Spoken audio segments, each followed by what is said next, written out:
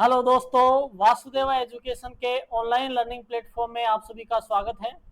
दोस्तों, आज का जो वीडियो है उस वीडियो में अपन बात करने वाले हैं बीएससी मैथमेटिक्स सेकंड सेमेस्टर के यूनिट नंबर 4 के बारे में।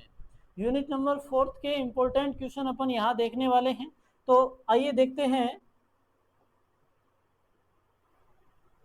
यूनिट नंबर 4 जो है वो है अपने पास में double and triple integration, rectifications, area, volume and surface, द्वि एंड त्रिसमाकलन, चाप लंबाई, चाप की लंबाई,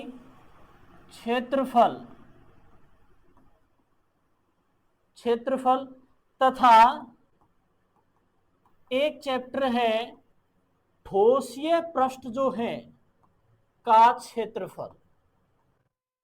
ऐसे करके अपने पास में इसमें 3 चैप्टर हैं। यूनिट नंबर 4 जो है उस यूनिट नंबर 4 में 3 चैप्टर हैं, जिसमें द्वि एंड त्रिसमाकलन एक चैप्टर है, उससे अगला है चापकलन अर्थात चाप की लंबाई, वो दूसरा चैप्टर है, और एक है अपने पास में तीसरा चैप्टर जो है वो है क्षेत्रफल, और चौथा चैप्टर है ठोसीय आकृतियां जो हैं उनका पृष्ठीय क्षेत्रफल। ऐसे करके यूनिट नंबर 4 में 4 अलग अलग चैप्टर हैं। आज अपन देखने वाले हैं इन चारों अलग अलग चैप्टर में से भाई 2 चैप्टर जो हैं द्विसमाकलन, त्रिसमाकलन और चाप की लंबाई, इसके कुछ इंपॉर्टेंट क्वेश्चन देख रहे हैं। तो पहला क्वेश्चन अपने पास में है मान ज्ञात कीजिए, जहां मान है अपने पास में किसका, द्विसमाकलन x प्लस वाई का होल स्क्वायर dx dy, जहां परिबद्ध क्षेत्रफल दीर्घवृत्त एक्स स्क्वायर बटा a square plus y square बटा बी स्क्वायर बराबर 1 से घिरा हुआ है। एवल्यूट द्विसमाकलन x प्लस वाई का whole twice dx dy where the area is bounded by ellipse x square बटा a square plus y square बटा बी स्क्वायर इक्वल 1। कि अपने पास में द्विसमाकलन दे रखा है कि इस द्विसमाकलन का जो परिबद्ध क्षेत्र है वो परिबद्ध क्षेत्र दीर्घवृत्त के द्वारा घिरा हुआ है। दीर्घवृत्त एक्स स्क्वायर बटा a square plus y square बटा बी स्क्वायर बराबर 1 के द्वारा घिरा हुआ है। इसकी सहायता से अपन ये जो दीर्घवृत्त है, इस दीर्घवृत्त की सहायता से अपन इसकी लिमिट निकालेंगे। पहले x की लिमिट लिखेंगे, फिर y की लिमिट निकालेंगे। x और y की लिमिट इसमें रखी जाएंगी और x और y की लिमिट के आधार पर इस द्विसमाकलन का क्या प्राप्त होगा, अपने को मान प्राप्त होगा। नेक्स्ट देखते हैं कि मान ज्ञात कीजिए एवल्यूट द्विसमाकलन x square plus y square dx dy, जहां परिबद्ध क्षेत्रफल धनात्मक चतुर्थांश एवं x plus y less than equal 1 है। भाई अपने पास में एक द्विसमाकलन दे रखा है, इस द्विसमाकलन का जो क्षेत्र है, परिबद्ध क्षेत्र है, गिरा हुआ जो भाग है, वो अपने पास में धनात्मक चतुर्थांश अर्थात एक रेखा है, वो समीकरण है x plus y less than equal 1। इस x plus y less than equal 1 के धनात्मक चतुर्थांश अर्थात धनात्मक चतुर्थांश की अगर बात करी जाए तो इसमें धनात्मक चतुर्थांश का मतलब हो गया कि भाई चतुर्थांश अपने पास में 4 हैं। पहला चतुर्थांश अगर देखें तो इसमें सारे मान जो हैं वो धनात्मक होते हैं। तो इसमें ये कह रहा है कि ये जो द्विसमाकलन है, इस द्विसमाकलन का परिबद्ध क्षेत्र जो है वो धनात्मक चतुर्थांश है, अर्थात केवल पहले क्वाड्रेंट में ही है। तो पहले क्वाड्रेंट के लिए इसका द्विसमाकलन अपने को ज्ञात करना है। तो ये दोनों क्वेश्चन जो हैं ये तो थे द्विसमाकलन से। अब ये द्विसमाकलन में ही आगे है, द्विसमाकलन को ध्रुवीय निर्देशांकों में परिवर्तित कर मान ज्ञात कीजिए। अपने पास में द्विसमाकलन जो है वो दिया जाएगा कार्तीय रूप में। कार्तीय रूप में द्विसमाकलन अपने को दे रखा है, उस कार्तीय रूप को अपने को बदलना है पोलर रूप में, अर्थात कार्तीय रूप को ध्रुवीय रूप में बदलना है और फिर द्विसमाकलन का मान ज्ञात करना है। तो इसमें पहला क्वेश्चन है भाई निम्न समाकलनों को ध्रुवीय निर्देशांकों में परिवर्तित करके मान ज्ञात कीजिए। दो समीकरण अपने पास में, दो द्विसमाकलन दे रखे हैं। पहला है 0 से 1 x से under root 2x minus x square, under root x square plus y square dx dy। इसको सबसे पहले, अब यहाँ इसकी जो लिमिट है वो भी x के पदों में और y के पदों में, सॉरी क्या कहते हैं, x के पदों में दे रखे हैं, और अपने पास में ये जो फलन है वो भी x और y के पदों में दे रखा है। तो इसको अपने r और थीटा की फॉर्म में बदलना है और फिर इसका द्विसमाकलन ज्ञात करना है। एक बार थोड़ा सा बता दूं कि द्विसमाकलन जो है, द्विसमाकलन ज्ञात करते जो हैं वो सबसे पहले यहां देखें लिमिट की पहचान करते हैं। लिमिट की पहचान अगर करें तो पहली लिमिट यहां अचर है, दूसरी लिमिट देखिए, अगर दूसरी लिमिट x के पदों में है, दूसरी लिमिट x के पदों में है तो वो y की लिमिट होगी, और अगर दूसरी लिमिट y के पदों में है तो वो किसकी लिमिट हो जाएगी, फिर x के पदों में। जैसे ही ये x y में बदल, यहां भी चेंज हो जाएगा, y बदल जाता है। ठीक है, तो समाकलन जो दे रखा है इसको सबसे पहले r और थीटा की फॉर्म में बदलना है, r और थीटा की फॉर्म में बदलने के बाद फिर इसका द्विसमाकलन ज्ञात करना है।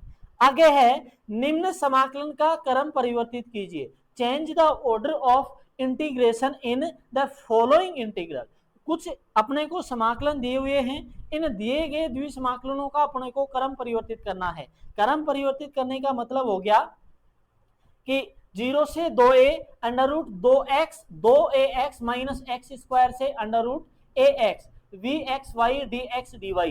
ये जो समाकलन है ये अपने को दे रखा है dx dy में, dx dy रूप में अपने को ये दिया है, तो इसके समाकलन का क्रम परिवर्तन बोल रहा है ये। तो समाकलन के क्रम परिवर्तन का मीनिंग है जब ये dx dy रूप में दे रखा है तो इसको बदलना है dy dx रूप में। तो ये जो रूप है ये इसका क्या है, क्रम परिवर्तन, ये है इसका कौन सा क्रम परिवर्तन।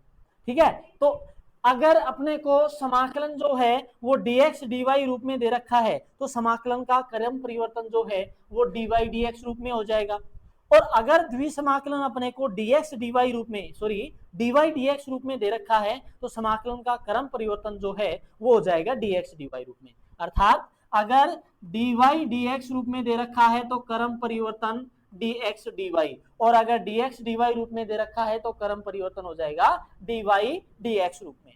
तो ये जो अपने पास में क्वेश्चन थे ये हैं द्विसमाकलन, द्विसमाकलन का ध्रुवीय निर्देशांकों में परिवर्तन और द्विसमाकलन का क्रम परिवर्तन। ये तीन टाइप के क्वेश्चन अपन ने देखे हैं। आगे अपन देखते हैं त्रिसमाकलन के बारे में। त्रिसमाकलन, ड्रिखले का त्रिसमाकलन, इनसे अपन आगे देखते हैं। आगे नेक्स्ट क्वेश्चन है कि मान ज्ञात कीजिए त्रिसमाकलन 0 से log 2, 0 से x प्लस log y e की power x plus y plus z dx dy dz। इसका अपने को करना है त्रिसमाकलन। त्रिसमाकलन करने का तरीका सबसे पहले करना है z के सापेक्ष। अगर z के सापेक्ष करेंगे तो x और y को अचर मानेंगे, ठीक है, x और y को अचर मानेंगे, ठीक है। फिर करना है y के सापेक्ष, फिर करना है y के सापेक्ष, क्योंकि z के सापेक्ष कर लोगे तो अपने पास में x और y का पद बचेगा। अगर y के सापेक्ष कर रहे हैं तो फिर अचर मानना पड़ेगा x को, ठीक है।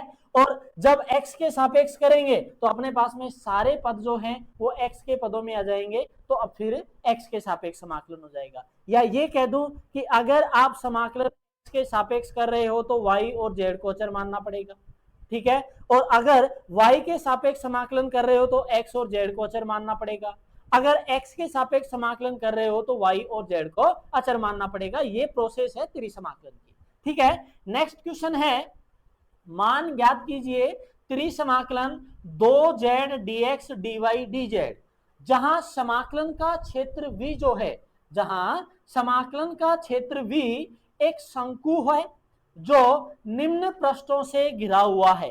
अर्थात where the region of integral, where the region of integral v is a cone, ये जो अपने पास में इंटरसेक्ट हो रहा है, intersect by the following surface, surface अपने को दे रखे हैं कि भाई x square plus y square बराबर जेड स्क्वायर और जेड इक्वल एक, कि त्रिसमाकलन का जो ये क्षेत्र है, ये इसके द्वारा जो घिरा हुआ भाग है वो एक शंकु है जो निम्न पृष्ठों से घिरा हुआ है, और वो पृष्ठ है अपने पास में x square plus y square बराबर जेड स्क्वायर और जेड बराबर एक, इन पृष्ठों से घिरा हुआ क्षेत्र है। ये जो क्वेश्चन है ये होने वाला है ड्रिखले के त्रिसमाकलन की सहायता से, ये क्वेश्चन ड्रिखले के त्रिसमाकलन की सहायता से सोल्व होगा।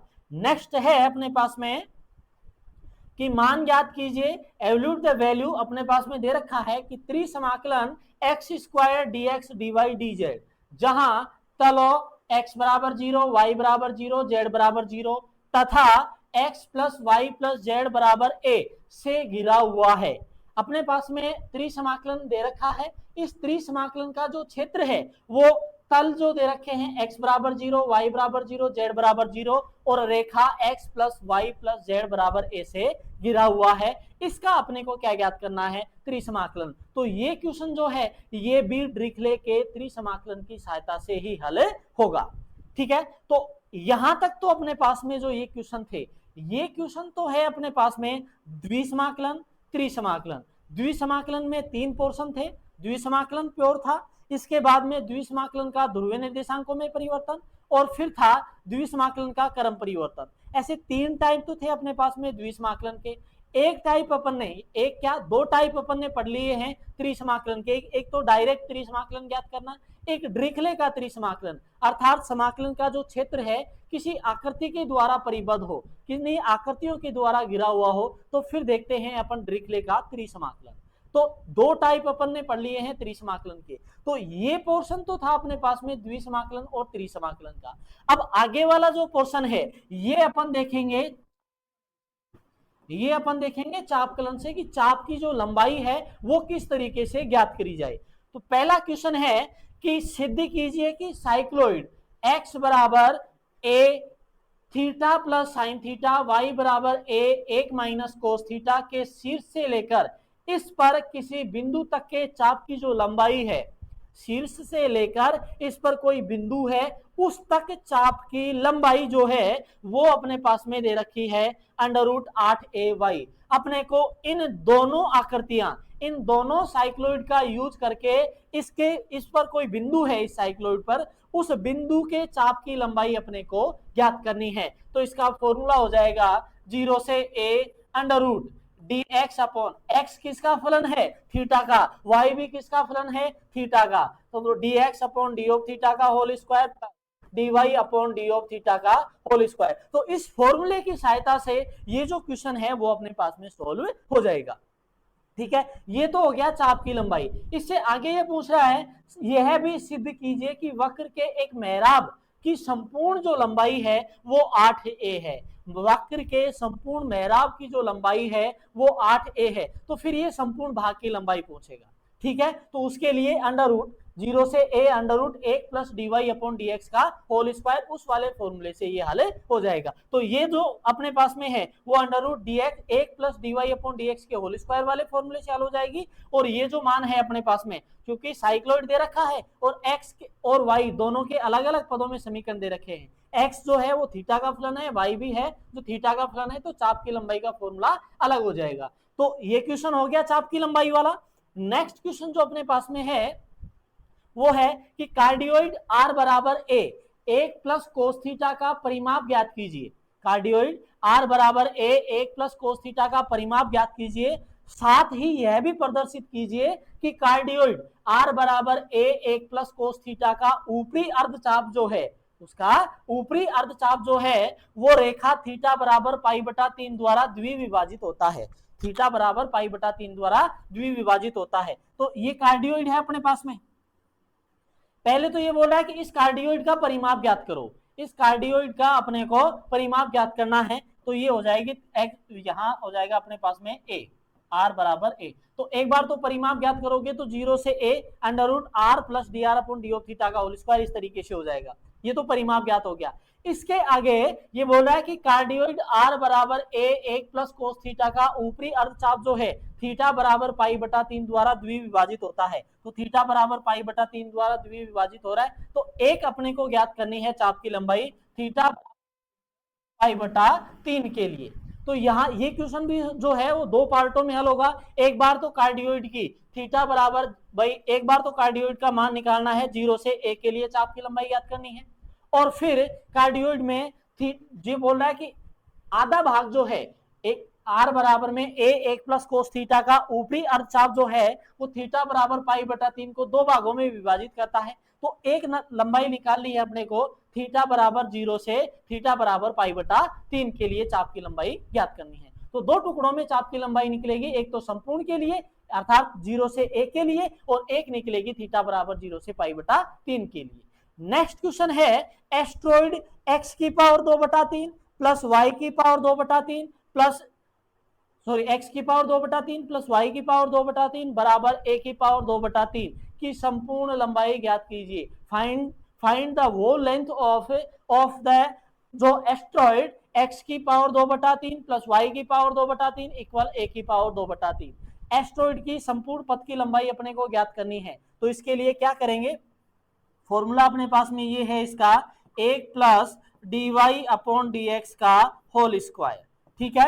इसकी सहायता से अपन dx इसकी सहायता से इस एस्ट्रॉइड के संपूर्ण चाप की लंबाई अपन ज्ञात कर लेंगे। इससे जो एस्ट्रॉइड बनेगा वो इस रूप में बनेगा, इस रूप में ये अपने पास में एस्ट्रॉइड प्राप्त होगा x बराबर में a। ये एस्ट्रॉइड अपने को प्राप्त होगा, इसके एक भाग की लंबाई निकाल लेंगे, इस भाग की लंबाई से गुणा कर देंगे 4 गुणा 1/4 की लंबाई। तो ये संपूर्ण एस्ट्रॉइड की लंबाई अपने को प्राप्त हो जाएगी। तो इसमें अपन ने जितने भी क्वेश्चन पढ़े हैं ये क्वेश्चन जो हैं ये केवल अपने पास में द्विसमाकलन, त्रिसमाकलन और चाप की लंबाई के हैं। क्योंकि अगर अपन क्षेत्रकलन कह दे और जो पृष्ठीय क्षेत्रफल है, ठोसीय आकृतियों का पृष्ठीय क्षेत्रफल है, उनके क्वेश्चन देखे तो अपने पास में मैटर लेंथ ही हो जाता है।